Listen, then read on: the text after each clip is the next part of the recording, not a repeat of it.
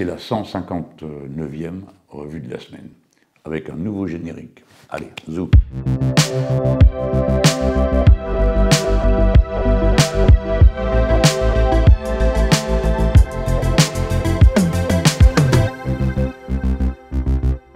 Cette semaine, je vais pas trop parler de politique intérieure française au sens la vie des institutions, l'Assemblée nationale et le reste, parce que j'ai déjà écrit pas mal dessus. Si vous voulez lire ce que j'en dis, vous prenez mélenchon.fr, c'est mon blog, et il y a là une série de notes que j'ai publiées sur l'actualité du Parlement, et d'une manière générale, le point où nous en sommes de la bataille contre le gouvernement de M. Macron. Non, je vais venir sur des sujets qui sont un peu plus écolo, un peu plus sociaux, un peu plus géopolitiques. Je commence par la bataille qui a eu lieu autour des fameuses bassines. Alors vous avez vu ça, vous avez vu que, comme d'habitude, il y a eu un énorme dispositif policier déployé. Enfin, on se demande où tout ça va à force. Parce que quand c'est les jeunes d'extrême droite qui vont dans la rue tabasser les gens, pousser des cris, agresser des personnes, là, il n'y a pas un policier à l'horizon. Mais par contre, quand on a une manifestation écologiste comme celle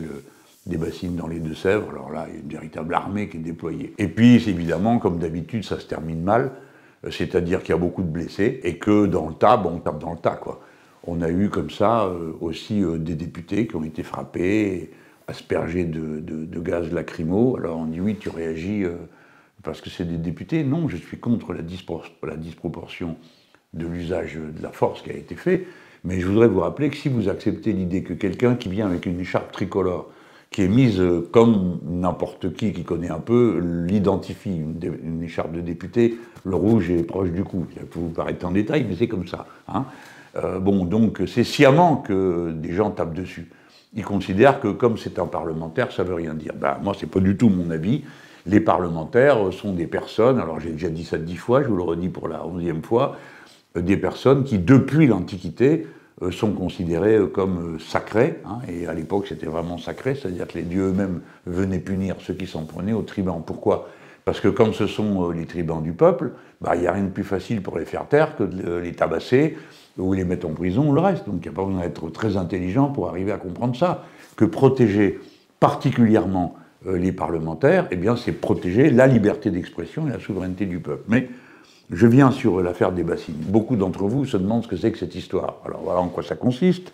On creuse un trou, on y met du plastique et différents moyens pour faire venir l'eau. Alors il y a plusieurs manières d'y faire venir l'eau, soit parce qu'on draine les sols autour, soit parce qu'on compte sur l'eau de pluie, soit parce qu'on pompe dans la nappe phréatique et on le verse dans la bassine. La bassine, c'est une grosse cuvette à flotte. Une fois que l'eau est là, on dit c'est pour arroser, pour permettre aux cultures de vivre. Justement, posons-nous la question de savoir quel genre de culture a besoin de cette eau, et puis regardons les dégâts. Premièrement, 20% de l'eau qui est mise là-dedans s'évapore, avant même qu'on s'en serve. Donc c'est de l'eau qu'on aura prélevée à un endroit pour le mettre à un autre, et qui pour finir est perdue pour tout le monde. Pour 20%, c'est pas rien comme proportion. Et ensuite, voyons voir ce qui se passe avec cette eau, à quoi elle sert, pourquoi on en a besoin. Il n'y en avait pas avant de bassine, et pourtant il y avait une agriculture qui fonctionnait. Mais cette agriculture faisait autre chose, c'était une agriculture vivrière, maraîchère, on plantait des choses qu'ensuite on mangeait. On a remplacé ça par une agriculture industrielle qui produit du maïs. Voilà, pour le maïs,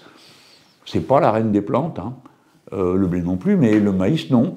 Alors ça consomme beaucoup d'eau, et on leur met de l'eau, comme ça, pendant l'été, pour que ça pousse. Bon. Donc pourquoi on fait ça ? Pourquoi on décide de cultiver du maïs ? Parce qu'on va accéder au marché mondial, mais on s'en fout du marché mondial. Ce qui compte, c'est qu'on ait ici même les productions vivrières dont on a besoin. Et si vous faites des productions vivrières, vous n'avez pas besoin de bassines. Là, il s'agit d'en construire une ribambelle, pas une. Hein. C'est pas, les gens qui sont en mouvement ne sont pas contre une bassine, c'est contre plus d'une dizaine de bassines qui vont être installées et qui vont servir à arroser des champs de maïs. Donc nous mettons en cause aussi le fait qu'on mette du maïs à cet endroit-là du pays, parce qu'on ne voit vraiment pas pourquoi on le fait. Autre conséquence, donc on a fait tout ça pour le maïs. Maïs qui, lui, pour pousser correctement, a besoin d'un paquet de pesticides. Donc mettre les conditions qui rendent possible la culture du maïs, c'est amener avec soi les conditions pour que encore des tonnes et des tonnes de pesticides soient balancés sur cette plante. Et puis c'est pas fini. Une fois que vous avez pris l'eau, pour que vous compreniez bien ce qui se passe, toute cette flotte qui est là, qui est dans ces bassines, ben c'est autant qui n'est pas dans la terre. Bon, ouais, vous réfléchissez, et alors, qu'est-ce que ça fait? Ben, je vous explique. Quand l'eau qui était dans la terre passe dans la bassine, elle est remplacée par quoi? Ben, par de l'eau. Laquelle? L'eau de mer. Donc vous avez une salinisation des sols, parce que l'eau douce recule, puisqu'on la met ailleurs, et avance l'eau de mer qui salinise les sols et les rend impropres à quelque production que ce soit. Ça commence par une période pendant laquelle il y a une baisse de rentabilité. Donc on rajoute des pesticides, des engrais et compagnie pour faire pousser ce maïs qui sert à nourrir des poulets chinois, des cochons aux Indes et je ne sais quoi encore. Donc notre critique des bassines, c'est d'abord une critique qui concerne la perturbation du cycle de l'eau. Il va falloir arrêter de considérer qu'il y en a tellement qu'on s'en fout de savoir comment on l'utilise. Non, le cycle de l'eau est entièrement perturbé, nous devons être économes de l'eau. Si vous voulez en savoir davantage, je vous invite à aller sur le site de l'Assemblée nationale, vous cherchez le rapport de Loïc Prudhomme, qui est un député de la Gironde, député insoumis, qui a fait un rapport sur les conflits d'usage de l'eau, et qui dit « ça finira par une guerre de l'eau », et c'est exactement ce qui est en train de se produire. Parce qu'il ne faut pas que vous croyiez ce qu'on vous raconte. Ce ne sont pas les paysans de cette zone qui veulent les bassines, c'est certains paysans, ceux de la grande agriculture industrielle, c'est-à-dire 11% des paysans. Par contre, tout est payé, pour l'essentiel, par l'État et par la collectivité, les collectivités publiques. Autrement dit, ce sont les impôts de tout le monde qui servent à payer des installations qui sont nocives à un bien commun en vue d'une production agricole qui ne sert que quelques-uns et qui ne sert en rien ce dont nous avons besoin dans notre pays. Ça fait autant de raisons de considérer que ces bassines sont nuisibles. Là-dessus, le ministre de l'Intérieur a inventé une nouvelle expression, éco-terrorisme. Hein. C'est-à-dire qu'il considère que tous les militants écologistes qui sont là, qu'ils soient insoumis, qu'ils soient Europe Écologie Les Verts, qu'ils soient ce qu'on voudra, qu'ils soient rien du tout, qui n'ont pas d'affiliation politique, sont à la limite du terrorisme parce qu'ils essayent d'impressionner, de faire peur et tout ça. Mais ceux qui font le plus peur aujourd'hui, c'est pas les écologistes qui sont là, c'est ceux qui leur tirent dessus et qui tapent dans le tas, comme d'habitude en faisant n'importe quoi. Et je rappelle qu'on ne s'indigne pas pour rien, parce que ça a déjà eu des conséquences, ce genre d'histoire. Hein. Ça a été la mort de Rémi Fraisse, qui faisait partie de gens qui protestaient contre un barrage, enfin en fait c'est un stockage d'eau, de même nature, et qui, dans un choc qui avait lieu la nuit, a reçu une grenade qui avait été tirée en cloche. Hein. Donc la grenade est partie, lui était dessous, cloche, elle est tombée dans ses affaires, elle a explosé, et il en est mort. C'était, à l'époque, le ministre de l'Intérieur était M. Bernard Cazeneuve. Bon. Personne n'a assumé la responsabilité de cette histoire, et c'est un pauvre gendarme qui s'est retrouvé à devoir en répondre à la place de tous les autres, alors que lui, il n'avait fait qu'une chose, obéir, hein, et il avait fait un tir en cloche, il visait personne. Hein. Bon.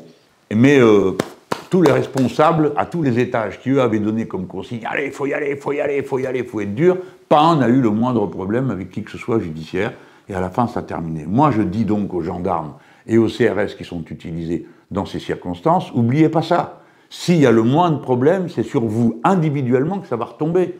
Pas parce que moi je le demande. Moi je demande que ce soit les politiques qui restent responsables des actes qu'ils ont ordonnés. Eh bien c'est ça qui s'est passé dans le cas de Rémi Fraisse. C'est un gendarme qui a fait l'objet de poursuites judiciaires, etc., etc. Bon voilà, je voulais remettre dans son contexte cette histoire du marais Poitevin. Et maintenant je passe sur un autre sujet. Vous avez tous suivi la victoire de Lula au Brésil. Donc Ignacio Silva da Lula a été élu président de la République brésilienne. C'est la 3e fois qu'il est élu, et je crois que c'était sa 7e ou 8e candidature, 7e je crois, à l'élection présidentielle brésilienne. Lula, comme vous le savez, c'est la gauche, mais c'est plus que la gauche au sens traditionnel du terme, parce que c'est Lula et ses amis qui, en créant le Parti des travailleurs au Brésil, a donné le coup d'envoi d'une série qui ensuite a abouti à des pouvoirs de gauche, ou en tout cas des pouvoirs en rupture avec le néolibéralisme, à peu près partout en Amérique latine, au point qu'il y a eu de tels bouleversements qu'ils ont fini même par impressionner sur les États-Unis d'Amérique, et ça avait donné lieu à l'époque à l'élection de M.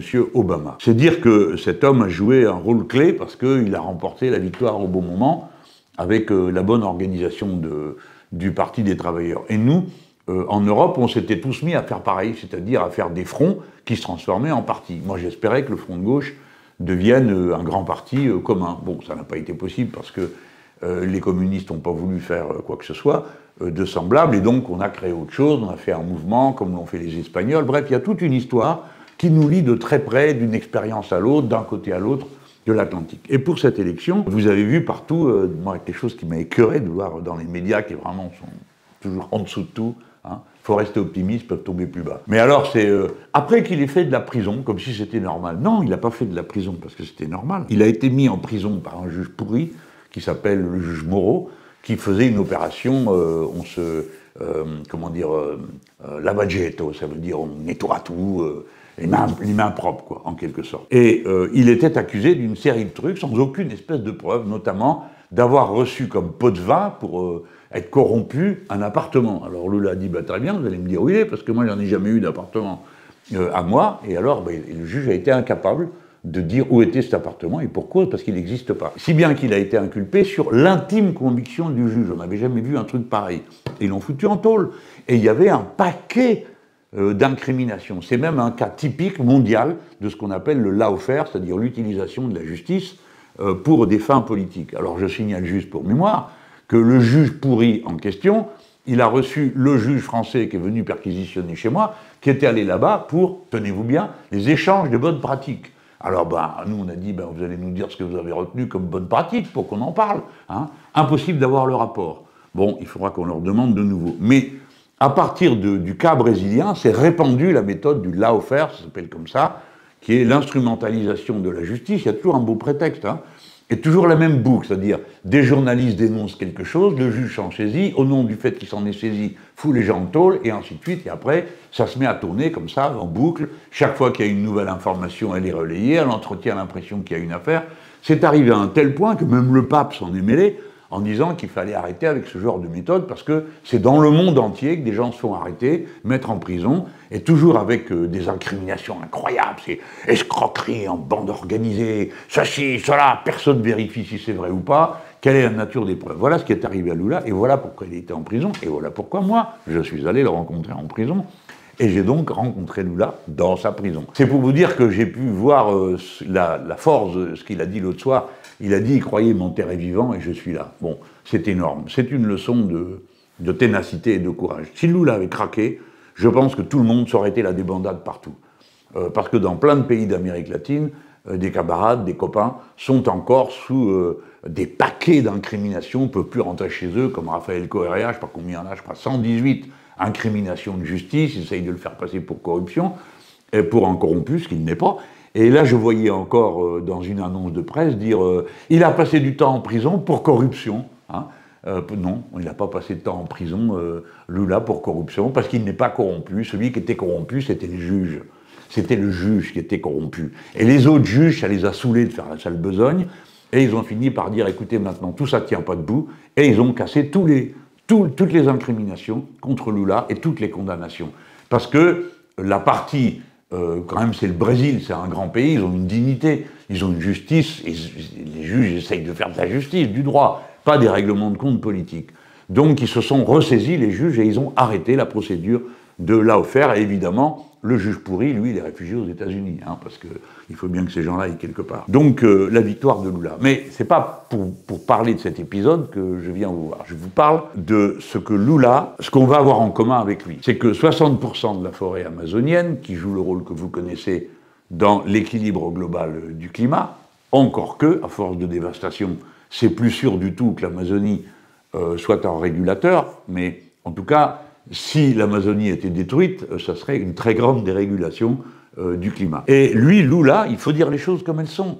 Comme beaucoup de nos copains en Amérique latine, au départ, ils étaient écologistes, mais piano mollo, quoi. Du genre, oui, tu comprends, vous les Européens, vous avez d'abord développé votre industrie, et maintenant vous venez nous casser les pieds en nous disant ce qu'on ne doit pas faire, mais nous, il faut quand même bien qu'on utilise nos richesses naturelles. C'est ça qu'il disait lui, et que d'autres ont dit, hein, en Amérique latine, y compris dans nos rangs, dans les partis de gauche. Et on a eu beaucoup de mal dans les discussions, on avait du mal à se comprendre, parce que nous, on leur disait, mais c'est pas une affaire de pression du monde du Nord sur le monde du Sud, parce que bon, d'abord, hein, c'est un numéro qui est un peu daté, quoi. Le Brésil est la 10e puissance du monde.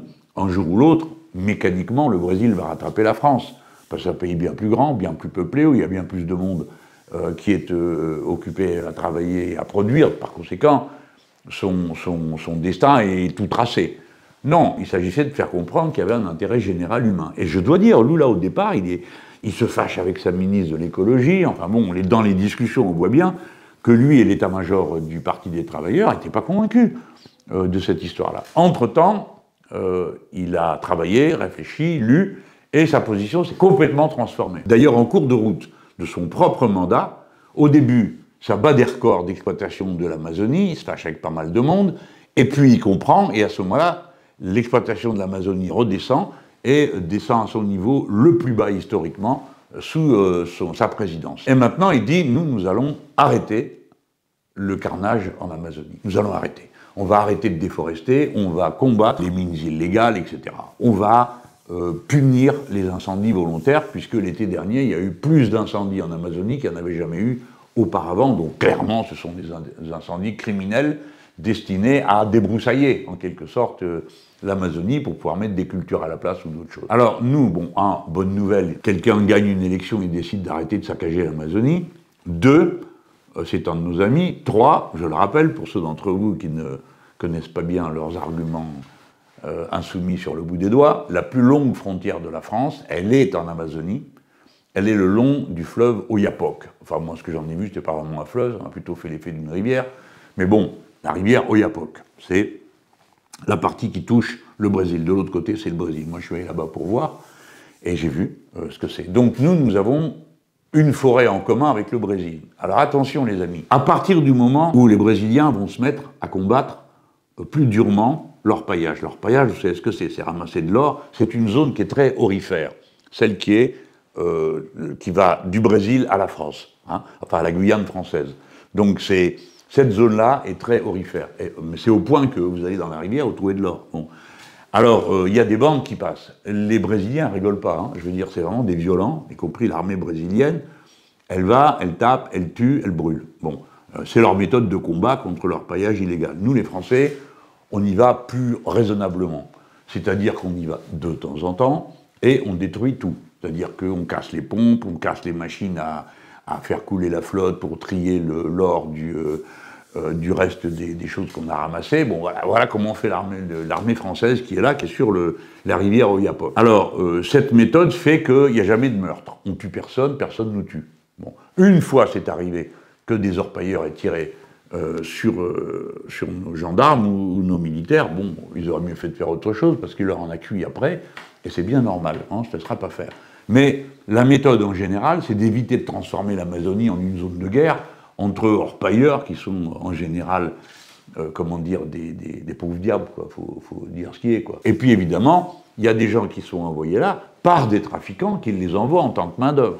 Donc on a raison de leur tomber dessus, de les arrêter, de détruire leur matériel chaque fois qu'on peut. Mais si les Brésiliens se mettent à chasser leurs orpailleurs, devinez où ils vont aller, hein. Ils vont évidemment venir sur le territoire de la Guyane française, et il va donc y avoir sur notre territoire davantage d'orpailleurs illégaux et des bastons entre orpailleurs, parce que bon, la zone n'est pas si vaste que ça, hein. Elle est là, elle est vaste, mais les bons endroits sont connus des uns et des autres. Donc il faut absolument que la France s'organise d'abord pour réfléchir à la nouvelle situation, commencer des coopérations avec les Brésiliens, peut-être échanger aussi des bonnes pratiques, hein, sur la manière de réprimer l'orpaillage illégal, parce que dans l'orpaillage illégal, il y a non seulement le fait qu'on n'est pas d'accord pour ce genre de mine, mais il y a tout ce qu'on met, le mercure, tout ça, pour trier l'or du reste. Donc là, on a un sujet de coopération avec les Brésiliens, et puis on peut avoir des plans de protection de la forêt Amazonie, tous les deux ensemble, voilà, les deux pays, parce que les Brésiliens sont nos voisins. Je le dis, je le répète, la France est un pays d'Amérique latine.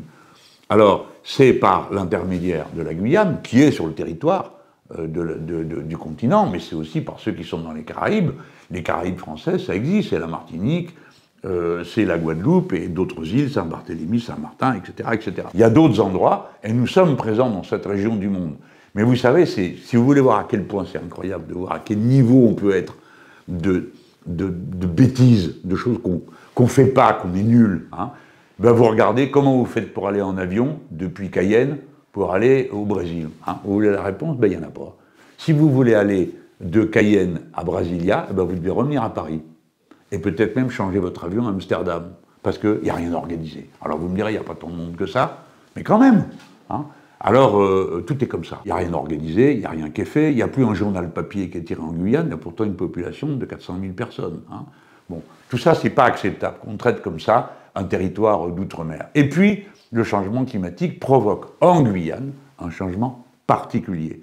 Ce changement, c'est que l'air y devient plus humide et que parmi les projections à 2050, 2070 ou à la fin du siècle, on aurait, parmi les prédictions les plus catastrophistes, un niveau d'humidité de l'air qui serait incompatible avec la vie humaine. Et si c'est avec la vie humaine, ça doit être avec un paquet d'autres réalités de la biodiversité, bref, du monde du vivant. Voilà pourquoi je veux vous dire que l'élection de Lula nous concerne politiquement, évidemment, mais nous concerne aussi en tant que territoire français. Bon, mon dernier sujet, c'est le droit de mourir dans la dignité. Moi, ça fait des années que je suis engagé sur ce thème, aux côtés de ceux qui mènent cette bataille de manière très brave. Bon, je résume, hein.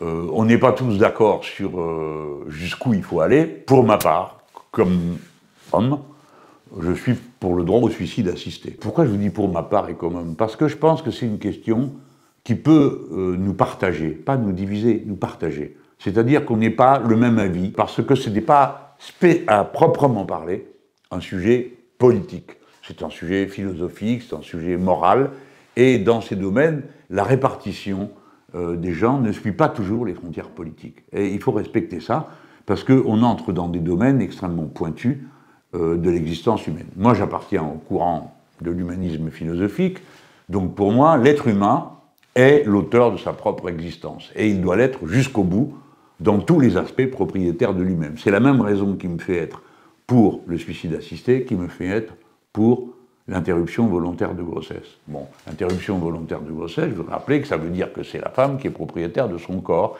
et qui décide ce qu'elle fait avec son corps. Hein. Ça ne veut pas dire que c'est une obligation d'interrompre ses grossesses. J'espère que personne n'en est à ce niveau d'argumentaire risible. C'est une liberté. Et de cette liberté, chacun fait l'usage qu'il pense le meilleur en fonction de sa norme morale ou religieuse, parce que dans nombre de religions, on considère que l'avortement n'est pas acceptable, et il faut respecter ceux qui pensent ça. Mais il ne faut pas qu'eux pensent à obliger les autres à vivre d'après leurs normes. Voilà pourquoi la liberté, la République, la loi républicaine, se met toujours du côté de la liberté. Alors pour l'instant, on est en train de parler du droit de mourir dans la dignité quand on a une maladie incurable et qui provoque une déchéance, ou ce qu'on considère comme une déchéance à condition de vie. Alors je sais que des copains m'ont dit, ouais, ça c'est un raisonnement de gens en bonne santé, parce que quand on s'approche de la mort, eh ben, la principale préoccupation qu'on a, c'est de vivre quand même. Bon,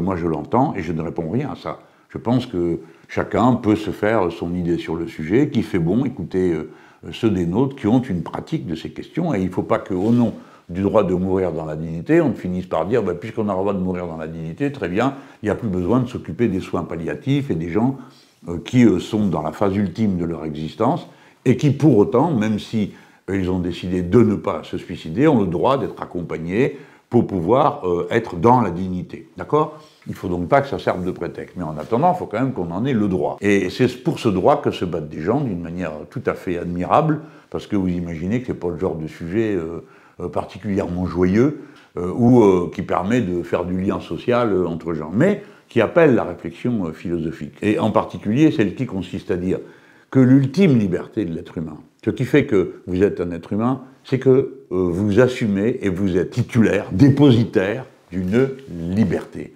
La liberté de disposer de vous-même. Et dès lors, cette liberté, elle est fondamentale, elle décrit l'identité humaine. Ce que nous sommes, c'est d'abord libre, c'est-à-dire apte à la liberté, et deuxièmement, perfectible. Hein. Et moi, je rajoute, et troisièmement, responsable, parce que les êtres humains, on peut détruire absolument tout le reste de la biodiversité, ce que le reste de la biodiversité ne peut pas faire. Hein. Bon. Donc voilà ce qu'on est, nous. Libre, perfectible, responsable. Ce sont les caractéristiques qui vous fondent en humanité. Aucune autre espèce vivante n'est dans cette situation. Donc chacun des compartiments doit être soigneusement protégé et entouré.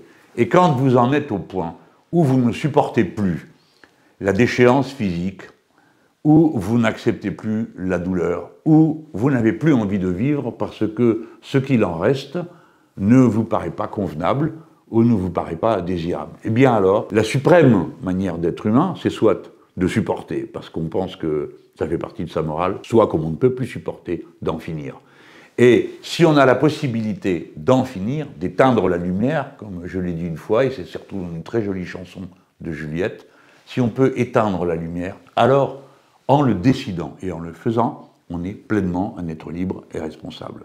Parce que, pardon, j'utilise des arguments qui correspondent à ma propre vision des choses, on n'inflige pas aux autres l'interminable souffrance pour eux de vous voir souffrir, vous, ou de vous voir être dans la déchéance.